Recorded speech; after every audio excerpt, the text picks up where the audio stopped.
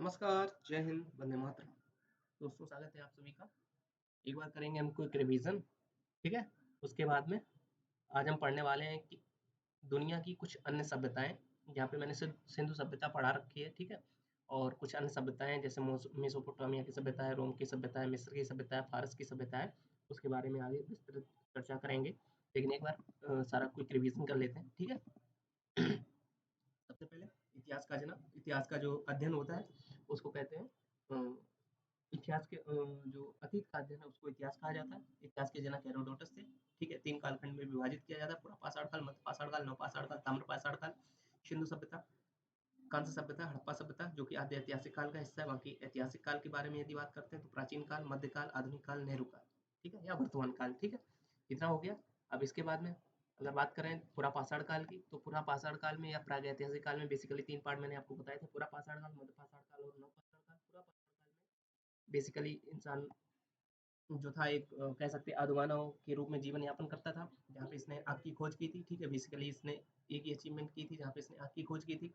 मध्य पाषाण काल में इसने अंत्येष्टि कार्यक्रम करना स्टार्ट कर दिया था, ठीक है? तथा छोटे हथियारों का इस्तेमाल करना स्टार्ट कर दिया था।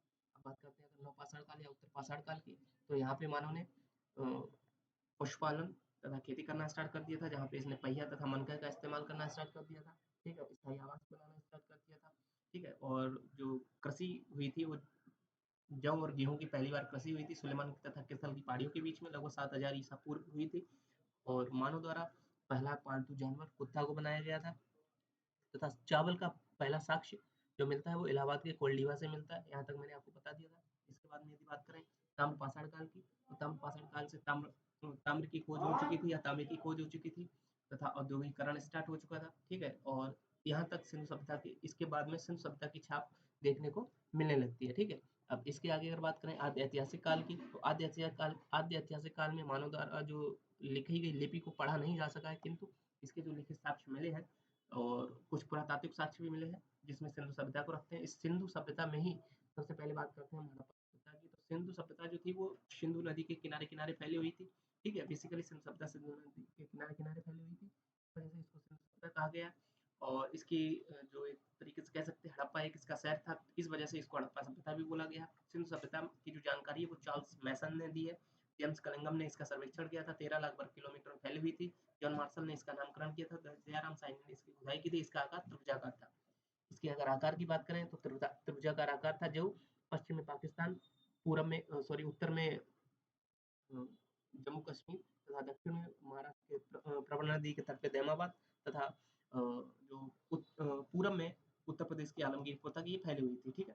तो पश्चिमी सीमा गंडोर थी जो कि धास्क नदी पे थी, कश्मीर के मांडा चिनाव नदी पे थी, उत्तर प्रदेश आलमगीर हिंडन नदी पे तथा महाराष्ट्र के दैमाबाद प्रवरा नदी पे थी, ठीक है? इसके बाद में सिंधु सभ्यता से संबंधित मैंने कुछ आपको प्रमुख स्थल बताए थे, जिसमें सबसे पहले मैंने आपको बताया था हड़प्पा घाटी। हड़प्पा 1921 में इसकी जानकारी मिली थी तथा दयाराम साहनी जी ने इसकी खुदाई की थी। माउंट गोबरी पाकिस्तान के माउंट गोबरी डिस्ट्रिक्ट में स्थित है, जहाँ से कुमार का चाप, अन्नागार, श्रमिक आवास, मातृ देवी की मूर्ति, लकड़ी की ओखली, लकड़ी का ताबूत, RS-37 कब्रिस्तान, हाथी का कपाल तथा स्वास्तिक चिन्ह मिला है। इसके बाद में बात करते हैं अगर मोहनजोदड़ो की, तो 1921 में इसकी भी खुदाई हुई थी। राखलदास बनर्जी जी ने इसकी खुदाई की थी। पाकिस्तान के लड़काना जिले में ये स्थित है। सिंधु घाटी सभ्यता का सबसे बड़ा शहर मोहनजोदड़ो है। सिंधु घाटी सभ्यता का सबसे बड़ा जो स्थल है वो धौलावीरा है तथा सिंधु घाटी सभ्यता का सबसे बड़ा जो भारतीय स्थल है वो सबसे बड़ा जो भारतीय स्थल है वो हरियाणा का कौन सा था, माइंड से स्लिप हो रहा है, हरियाणा का राखी गढ़ी है, ठीक है? ये इतना मैंने आपको बता दिया था। इसके बाद में अगर बात करें तो मोहनजोदड़ो को मृतकों का टीला भी बोला गया है तथा इसमें पुरोहित आवास, घर में कुआं, स्नानागार, अन्नागार, सूती वस्त्र, सबसे चौड़ी सड़कें, पशुपति शिव की मूर्ति, सभागार, विशाल सभागार तथा कांसे की मूर्ति तथा तांबे का ढेर यहाँ से मोहनजोदड़ो से मिला है। मोहनजोदड़ो के बाद में यदि हम आगे बढ़ते हैं तो बात करते हैं चौमुदड़ो की। तो चौमुदड़ो की गोपाल मजूमदार जी ने इसकी जानकारी दी थी या खुदाई की थी। 1931 में इसकी खुदाई हुई थी तथा ये सिंधु नदी के तट पर स्थित है। ये एकमात्र ऐसा स्थान है चौमुदड़ो जो कि दुर्ग रहित है, ठीक है? यहाँ से महिलाओं से संबंधित मेकअप की सामग्री, लिपस्टिक, शीशा, मनका, गुड़िया, सुई, अलंकृत बिल्ली का पीछा करता हुआ कुत्ता, ये कुछ प्रमुख तस्वीरें या वस्तुएं मिली हैं। इसके बाद में हम आगे बढ़ते हैं तो आगे हमने बात की थी रोपड़ की। तो रोपड़ के बारे में 1953 में रोपड़ की जानकारी मिली थी, जो जहाँ पे यज्ञदत्त शर्मा जी ने इसकी खुदाई की थी। ये पंजाब में सतलज नदी नदी के किनारे है, जो कि मैंने रोपड़ से आपको बताया था। रोपड़ रोपड़ यानी रोप दिया गया है, तो रोपा वहीं जाएगा जहाँ पे जो ज़मीन उपजाऊ हुई। तो पंजाब की जो ज़मीन है सतलज के किनारे वाली, वो काफ़ी उपजाऊ ज़मीन है, और यहाँ पे रोपा गया है। मानव के साथ-साथ जानवरों को भी रोपा गया, और रोपा इसके अलावा नवपाषाण काल में कश्मीर का जो बुरज़ोम था, वहाँ पे भी मानव के साथ-साथ उसका जो जानवर हुआ करता था, कुत्ता, उसको मानव के साथ-साथ वहाँ पे उसको रोपा गया था, ठीक है? अब बात करते हैं रोपड़ के बाद में अगर हम बनवाली की, तो इसकी खुदाई रविंद्र सिंह ने की थी, तथा ये हरियाणा में स्थित है, रंगोई नदी के तट पे। यहाँ पे जल निकासी की बनवाली के नाम से मैंने आपको बताया था, जल कोई बना हुआ नहीं था, बस नाम ही इसका बनवाली था। तो सड़कें टेढ़ी-मेढ़ी थी, जल निकासी की कोई व्यवस्था नहीं थी, घर के बाहर एक सोखता हुआ करता था। ये यहाँ तक इसका हो गया। अब बात करते हैं कालीबंगा की। कालीबंगा काली मिट्टी की चूड़ी, इससे आप याद रख सकते हैं, रिलेट कर सकते हैं। अलंकृत ईंट, चूड़ी, जुता हुआ खेत तथा हवन कुंड मिले हैं, चूँकि काली काली माता से आप यहाँ रख सकते हैं कि हवन कुंड यहाँ पे मिले होंगे, ठीक है? राजस्थान के सरस्वती या घग्गर नदी के किनारे स्थित है। बीके थापड़ तथा बीके लाल ने इसकी खोज की थी। अब बात करते हैं अगला धौलावीरा। तो धौलावीरा गुजरात में स्थित है। ये सिंधु घाटी सभ्यता का सबसे बड़ा स्थल था, मैंने आपको बता ही दिया था। सिंधु घाटी सभ्यता का सबसे बड़ा जो शहर था मोहनजोदड़ो था, सबसे बड़ा स्थल धोलावीरा था। और सिंधु घाटी सभ्यता का सबसे बड़ा जो भारतीय स्थल है वो राखीगढ़ी, वर्तमान हरियाणा में स्थित है। और धौलावीरा वर्तमान में गुजरात में तथा कुछ हिस्सा इसका पाकिस्तान में भी है। इस वजह से इसको इसको पूर्णतः भारतीय स्थल नहीं बोल सकते हैं, ठीक है? तो राखीगढ़ी हरियाणा में है स्थित है, और ये सिंधु घाटी सभ्यता का भारतीय सबसे बड़ा स्थल, ठीक है? अब बात करते हैं सुरकोटदा की। तो यहाँ से कलश समाधान तथा घोड़े के साक्ष्य मिले, घोड़े के हड्डियों के साक्ष्य मिले। और देखिए सुरकोटदा से आप याद रख सकते हैं, सुरकोटदा यानी कि एक तरीके से अश्व, शुर अश्व, ऐसे इसको आप रिलेट कर सकते हैं। तो अश्व घोड़े का ही पर्यायवाची होता है, ठीक है? यहाँ कोटता से आप ध्यान रख सकते हैं, तो घोड़ा हो जाएगा। तो यहाँ से कलश समाधान तथा घोड़े की हड्डी मिली है। अब बात करते हैं लोथल की। ये लोथल जो है एकमात्र बंदरगाह हुआ करता था उस समय का, और जो कि गुजरात के गोदीवाड़ा में मिला है। यहाँ पे जो दरवाजे थे वो बेसिकली गलियों में खुला करते थे। क्यों खुला करते थे? क्योंकि गली में ही अपना कह सकते हैं व्हीकल लगा के या लोडर लगा के लोग अंदर से मतलब अगर किसी घर के अंदर कोई इंडस्ट्री लगी है, तो यहाँ से सामान निकाल के सीधा यहाँ से लोड करके बंदरगाह तक पहुँच जाया करता था। इस वजह से इसके जो दरवाजे थे वो घरों के जो दरवाजे थे वो मेन गली में खुला करते थे। और यहाँ से फारस की मोहर मिलती है, जिससे ये प्रूफ होता है कि यहाँ से विदेशी व्यापार हुआ करता था, ठीक है? वो लोथल हो गया। लोथल के बाद बारे में एक और यहाँ पे काफ़ी इंपॉर्टेंट मिल जाता है कि लोथल से युगल समाधान मिला है। युगल समाधान के बारे में यदि बात करें, तो पुरुष तथा महिला दोनों का एक साथ में जो सब मिला है वो यहाँ पे मिला है, क्या नाम, लोथल में। इस वजह से ये भी माना जा सकता है कि हो सकता है यहाँ पे सती प्रथा प्रचलित हो, ताकि पति के मरने पे उसकी पत्नी को उसके साथ में शव या मार के, या फिर कह सकते हैं आप उसके साथ में ही उसको दफना दिया गया था। इस वजह से ये भी माना जा सकता है कि यहाँ पे सती प्रथा प्रचलित थी। और ऐसा भी मतलब हो सकता है कि शायद पति और पत्नी दोनों की एक साथ ही मृत्यु हो गई हो, इस वजह से दोनों का जो कह सकते हैं कि शव जो है वो एक साथ ही दफना दिया गया, ठीक है? बाकी आपके क्वेश्चन में बस यही आएगा कि युगल समाधान कहाँ पे मिला है, तो वो आपको लोथल में मिला है। लोथल सिंधु घाटी सभ्यता का एक बंदरगाह हुआ करता था, काफी प्रमुख बंदरगाह था, ठीक है? अब बात करते हैं रंगपुर की। तो ये गुजरात में स्थित है, यहाँ से धान की भूसी मिली है। और बस इसके बारे में इतना ही। रंगपुर गुजरात में स्थित है, यहाँ से धान की भूसी मिली है। ये बस ये थोड़ा इंपॉर्टेंट हो जाता है कि धान की भूसी किस सिंधु घाटी सभ्यता के किस स्थल से मिली है, तो वो हो जाता है हमारा रंगपुर, ठीक है? बाकी ये मैंने सर आपको बता ही दिया। सिंधु घाटी सभ्यता का सबसे बड़ा जो शहर था मोहनजोदड़ो था। भारत का सबसे बड़ा स्थल जो है राखीगढ़ी हरियाणा में स्थित है। सिंधु घाटी सभ्यता का सबसे बड़ा स्थल धौलावीरा है, जो कि वो गुजरात तथा पाकिस्तान में स्थित है।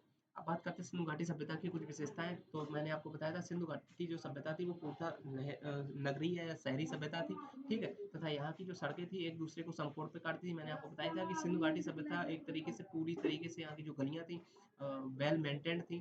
तो जब पूरी गलियाँ हर तरीके से वेल मेंटेन होगी, अब जैसे ये गली बनी हुई है, तो अगर ये गली एक दूसरे को काटेगी तो नॉर्मल सी बात है, ये आपको समकोण बन रहा है, या यहाँ से यहाँ पे जाएंगे तो ये भी समकोण बन रहा है। तो यहाँ की जो गलियाँ थी एक दूसरे को समकोण पे काटती थी, तथा ये पूर्व पश्चिम दिशा में थी, जिससे हवा द्वारा सड़क स्वतः साफ हो जाया करती है, ठीक है? ये इंपॉर्टेंट हो जाएगा कि यहाँ की जो गलियाँ थी वो किस दिशा में हुआ करती थी, तो पूरब अथवा पश्चिम दिशा में थी, ठीक है? जैसे बेसिकली एक ये बीच में मुख्य गली है, और ये कि पूरब की तरफ गली गई, एक ये पश्चिम की तरफ गली गई, ये पूरब की तरफ गई, ये पश्चिम की तरफ गली गई, ठीक है? इस तरीके की यहाँ पे गलियाँ थी। इसकी जो नालियाँ थी वो पूर्णतः ढकी हुई थी, जैसे कि वर्तमान में आप देख रहे होंगे, जैसे सिटी शहर की जो नाले नाले होते हैं वो पूरी तरीके से ऊपर से ढक दिए जाते हैं, उस तरीके की व्यवस्था सिंधु घाटी सभ्यता में उस समय ही थी। तो ये कुछ इसके कह सकते हैं विशेषताएँ थी, ठीक है? और अर्थव्यवस्था का मुख्य आधार इसका कृषि ही था सिंधु घाटी सभ्यता का। यहाँ जो व्यापार होता था विदेशों तक में होता था, क्योंकि जो लोथल से फारस की मोहर मिली है, इससे ये प्रूफ हो जाता है। तथा इनका जो समाज था वो मात्र सत्तात्मक था। इनकी जो लिपि थी भाव चित्रात्मक थी जिसे पढ़ा नहीं जा सका है। मतलब भाव चित्रात्मक ये है कि चित्र के माध्यम से भावनाओं को समझाने का प्रयास किया गया है। जैसे कि ये मैं एक चित्र बना रहा हूँ, ठीक है? इस चित्र को देख के आप बता सकते हैं कि ये मतलब कि जैसे कि अगर ऐसा कर दें, तो ऐसा आएगा कि ये मुस्कुरा रहा है, ठीक है? अगर वहीं हम इसको अगर ऐसे बना दें, ठीक है? सॉरी, यहाँ भी बनाता हूँ। अब इसको देख के ही आपको लग जाएगा कि ये वाला जो है, ये काफ़ी गुस्से में है। तो चित्रों में भावनाएँ व्यक्त करने की जो तकनीकी थी या जो लिपि थी, वो थी सिंधु घाटी सभ्यता की, जिसको अब इस चित्र को आप पढ़ नहीं सकते, लेकिन इसकी भावनाएँ समझ सकते हैं, ठीक है? सेम इसी तरह से इस चित्र को भी आप पढ़ नहीं सकते, लेकिन इसकी भावनाएँ समझ सकते हैं। ये प्रसन्न मुद्रा में है या खुश है, तो ये कहीं न कहीं खुश है, ठीक है? इस तरीके से। तो इनकी जो लिपि है, इसको पढ़ा नहीं जा सका, बस इसकी इनकी जो भावनाएँ थी, उनको आप अ, भावनाओं को समझ सकते हैं। अब बात करते हैं कि इनकी जो मुहर थी, यानी कि इनका जो नेशनल कॉइन था, जो सिक्का था, उसपे एक सींग वाला जो जानवर है, उसका चिन्ह, उसका जो चित्र अंकित था, ठीक है? और इनके मुहरों पे गाय का चित्र नहीं मिला है। और माप-तौल के लिए न्यूनतम वाट यहाँ पे जो 16 किलोग्राम का था, ठीक है? बेसिकली जो सिंधु घाटी सभ्यता में आप सबसे कम से कम जो बाँट था यहाँ पे, किसी वस्तु को नापने के लिए, वो 16 किलोग्राम था। ये इम्पोर्टेंट हो जाता है कि सिंधु घाटी सभ्यता में माप-तौल के लिए सबसे छोटी इकाई या न्यूनतम वाट कितने किलो का था? वो हो जाएगा आपका 16 किलो का। और सिंधु घाटी सभ्यता पे इस जानवर का चिन्ह नहीं मिला, तो वो हो जाएगा सॉरी गाय। अब बात करते हैं कि क्या सिंधु सभ्यता के लोग तलवार से परिचित थे? तो नहीं, ये तलवार से परिचित नहीं थे। हालाँकि इस समय तांबा या इन लोगों के पास में था, लेकिन इन लोगों के पास में लौह नहीं था, यानी कि लोहा नहीं था। तो इस वजह से इससे प्रूफ होता है कि सिंधु घाटी सभ्यता के लोग लोहे से परिचित नहीं थे, ठीक है? बात करते हैं कि सिंधु सभ्यता का विनाश का कारण, यहाँ पे बाढ़ को माना जाता है। ये एक उसकी मूवी भी आई थी ऋतिक रोशन की, क्या नाम था उसका? मोहनजोदड़ो। अगर आपने वो देखा होगा तो उसमें भी दिखाया गया है कि जो वो मोहनजोदड़ो शहर था, वो जलमग्न ही बाढ़ की वजह से हो गया था, ठीक है?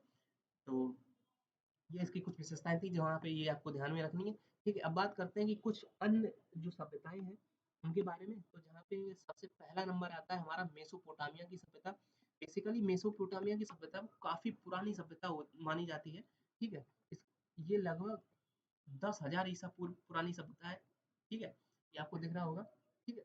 और इसका जो विकास है वो इराक, मैंने आपको बता ही दिया था कि सिंधु घाटी सभ्यता दुनिया की पहली शहरीय सभ्यता थी, लेकिन दुनिया की सबसे पुरानी सभ्यता है वो मेसोपोटामिया की सभ्यता है, ठीक है?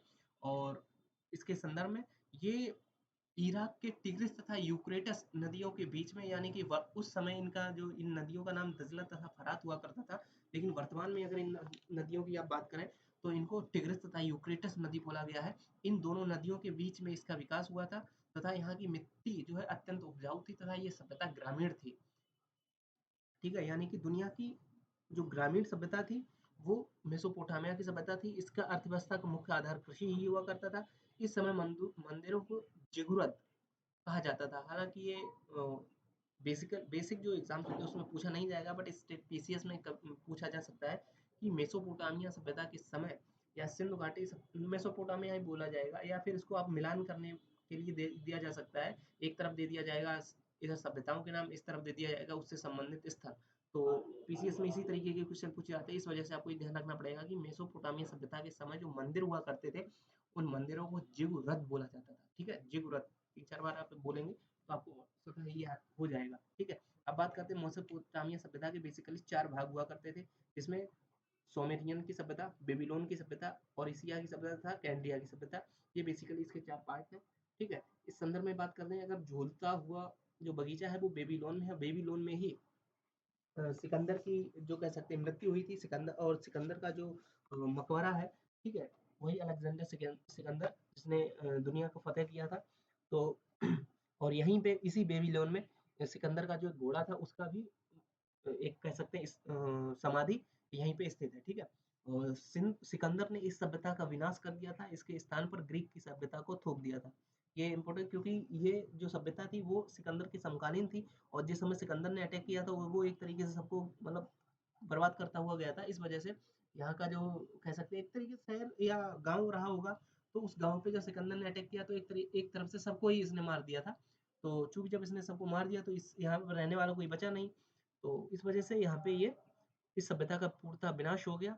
और यहाँ के जो कुछ लोग बचे होंगे उनके ऊपर उसने अपनी जो सिकंदर की जो सभ्यता थी वहाँ की ग्रीक की सभ्यता उसको थोप दिया था, या मानने के लिए विवश कर दिया था। ठीक है, तो इस वजह से इससे आप समझ सकते हैं। बाकी विश्व की पहली सभ्यता मेसोपोटामिया की सभ्यता थी, मैंने आपको बताया थी। विश्व की सबसे पुरानी जो सभ्यता है वो मेसोपोटामिया की सभ्यता है, जबकि विश्व की सबसे पहली नगरीय सभ्यता सिंधु सभ्यता थी, मैंने आपको कई बार बताया।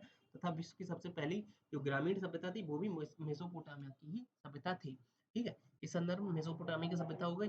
अब बात करते हैं अगर मेसोपोटामिया के बाद में आगे चलते हैं अगली सभ्यता, तो इसमें आ जाता है मिस्र की सभ्यता। ठीक है, मिस्र की सभ्यता के बारे में यदि आप बात करें तो ये लगभग 3100 वर्ष पूर्व पुरानी सभ्यता है मिस्र की सभ्यता, जो कि मिस्र के रेगिस्तानों में स्थित है तथा ये नील नदी की देन है।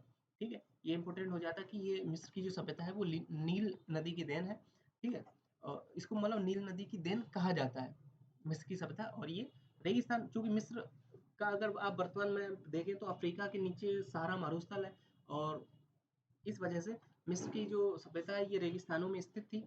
और नील नदी है वहाँ पे, इस वजह से वो नील नदी की देन भी बोला गया। इस सभ्यता जो नील नदी का देन बोला गया, इस वजह से आप समझ सकते हैं कि ये नील नदी के चारों तरफ या किनारे किनारे फैली हुई रही होगी। ठीक है, इस सभ्यता का विकास फिरौन के नेतृत्व में किया गया था। हालांकि ये क्वेश्चन नहीं आएगा।